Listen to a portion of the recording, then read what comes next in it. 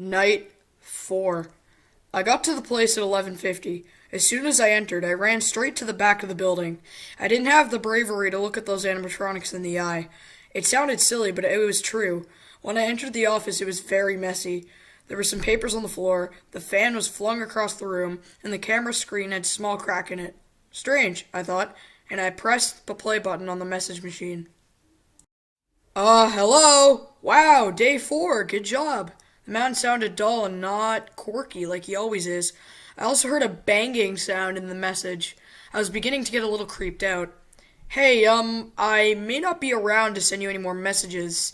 It's been a bad night here.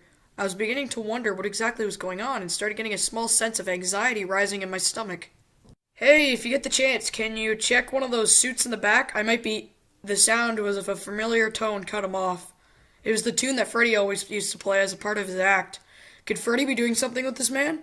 Oh no, he finished.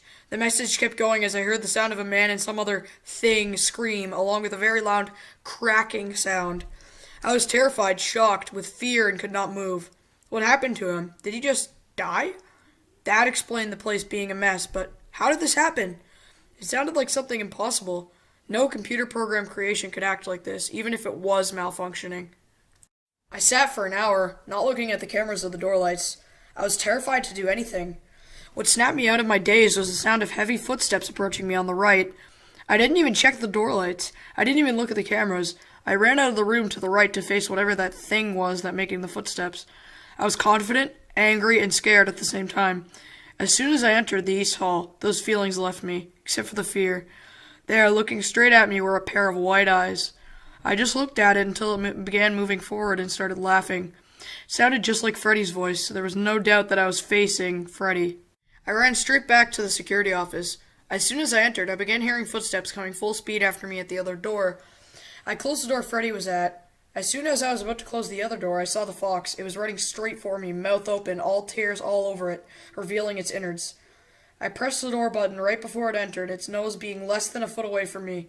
I sat and let the power drain. By 2 a.m. I was at 72%.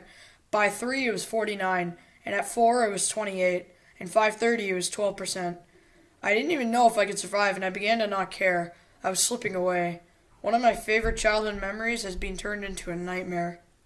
I woke up to my boss shaking me. He told me it was 7 a.m. and I needed to go home. There had been an accident. I asked what it was, but he said I shouldn't worry as I should go home and get some rest. He appeared to not care that I was sleeping on the job and just let me go without saying a word. As I was leaving, I smelled this very foul odor in the main stage area, and all the bots appeared to have red marks around their eyes. I thought I was just imagining them, because I do experience these hallucinations from time to time, but a part of me was telling me that those marks were real. When I stepped outside, there were a lot of police cars out there.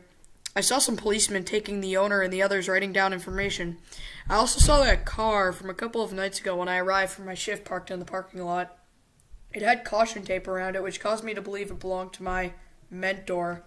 When I got home, I did all my research on finding some info on the old security guard. After a good 2 hours of research, I came across the name Todd Smith. I believe it could possibly be the name of the man I was looking for, but I'm not sure. I thought about asking my boss his name tomorrow, but for now I just had to get some sleep. Night 5. I didn't want to go to work at all. I was too terrified, but I had no choice. I needed the money and it better be worth it. I arrived at the place and my boss was waiting outside for me. "Hello, sir," I greeted. "Shut your mouth," he replied. I was surprised. "Excuse me, is there a problem?" I asked. "Yeah, there is." He began moving towards me. "That old security guard, the guy whose job you took, he's dead," he finished. You're kidding, right?" I asked. I knew he was dead. I just didn't want to believe it. "No, I ain't kidding. The funny thing is, you're the only person that could have been here when it happened," he said. "What are you saying?" I questioned.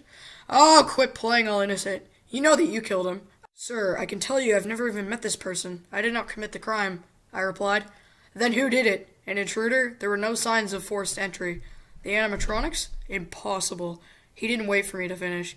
He stormed away to his car and drove away. I entered and sprinted into the security office. I wanted to just get this night over with, and the only place I want to see those animatronics is on the cameras, not anywhere else. I entered the office and saw that I had a message. I thought it was from my boss, so I pressed play. I was completely wrong. What I heard was a deep voice saying a bunch of gibberish along with a couple of screams. The voice sounded a bit like Freddy's, and I'm sure it was. With the way they've been acting, I'm not surprised they left this horrid message. I couldn't even figure out what he was saying, which frightened me further. I immediately picked up the tablet and began checking on the stage in the Pirate Cove. Those places are where the creatures originate, so my safest bet was to watch those places carefully. Then the camera went dark. I then began to hear pots and pans shuffle around. This made me tense up because I knew one of those things was making those noises. When the cameras came back on, I checked everywhere for the animatronics. Freddy was still on stage, thankfully, but Bonnie and Chica were gone. The curtain in Pirate Cove was also halfway open, but that wasn't my main concern right now. I then tried to locate Bonnie and Chica. I found Bonnie at camera 3 and she was just staring at me through the camera. Her face was up close enough that I could see her endoskeleton eyes. I began to scan around for Chica, but I couldn't find her. I checked the door lights. Chica was outside with her jaw wide open. I closed the door to avoid her getting in.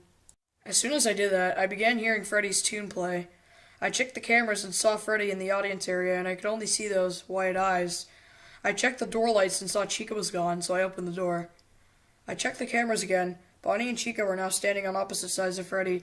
I checked the Pirate Cove. The curtain was wide open. I closed the door immediately, knowing soon the fox would be there. I then checked the cameras and saw the fox lying next to Bonnie. Its eyes were wide open, but it was limp. The camera then went black, and Freddy's tune then got slower and more, well, demonic sounding. The cameras came back on, and I saw that now in front of the whole gang was a limp Freddy Fazbear suit, with its eyes poking out of the front of the mask, with streams of blood staining down the sockets. The camera went dark again, and the tune picked up speed gradually. I began hearing footsteps close and in every angle, and I hit both the doors as soon as I could. I then blacked out. I woke up to banging on the door. I checked the time, 5:55 a.m. I checked the cameras and saw that each animatronic was in their respective spot. I thought my boss showed up early and wanted to come in, so I opened the door. When I did, I saw the same Freddy Fazbear suit with the eyes poking out of the front. I was sure I could also see some teeth, but I didn't look too close. The last thing I noticed was a bib on his chest. It was the same one as Chica's, only there was dry blood all over it. I ran away and I left the building and drove away as fast as I could. 2 days later, I received a letter in the mail with my check from Freddy's and a "you're fired" note, and I didn't care. I wanted a different job now. I didn't want to spend another day in that place. I contacted the authorities and told them about what my experiences were in that place, but they told me I should get some rest. Yeah, right. What happened to that place for kids was not right. There was something very wrong. I heard the place is scheduled to close down soon, but have a grand reopening next year. All I know is that whatever went on in there could not be achieved by an AI-controlled suit. I now see that what I truly loved as a kid was all a big, nightmarish lie.